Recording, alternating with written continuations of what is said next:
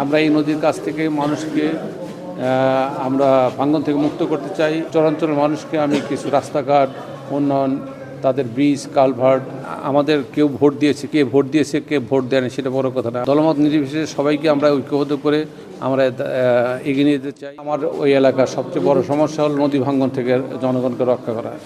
এইটা আগে ছিল এই এলাকার মানুষ বিরাঞ্চল, যেটা আমাদের মেইনল্যান্ড, সেইখানে নদী ভাঙ্গন থেকে আমরা চেষ্টা করেছি মানুষকে রক্ষা করার জন্য 2001 থেকে 4, 5, 6 পর্যন্ত।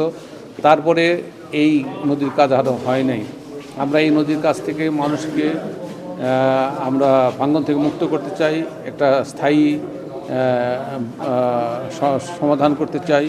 চরাঞ্চলের মানুষকে আমি কিছু রাস্তাঘাট উন্নয়ন, তাদের ব্রিজ কালভার্ট, তাদের স্কুল কলেজ, তাদেরকে একটা পুলিশি কেন্দ্র, নিরাপত্তা ব্যবস্থা জোরদার করা, হাসপাতাল তৈরি করা, এইগুলো আমি প্রতিশ্রুতি দিয়েছি।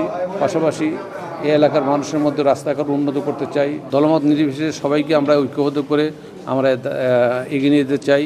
আমরা মনে করি যে এই দেশটি আমাদের, জনগণ আমাদের কেউ ভোট দিয়েছে, কে ভোট দিয়েছে কে ভোট দেয়নি সেটা বড় কথা না। আমার ওইখানকার 3,76,000 ভোটার, প্রায় 7 লক্ষ মানুষ, সেই সকল মানুষের অভিভাবক হিসেবে, সেবক হিসেবে আমি কাজ করতে চাই এবং সবাইকে সমানভাবে দেখতে চাই।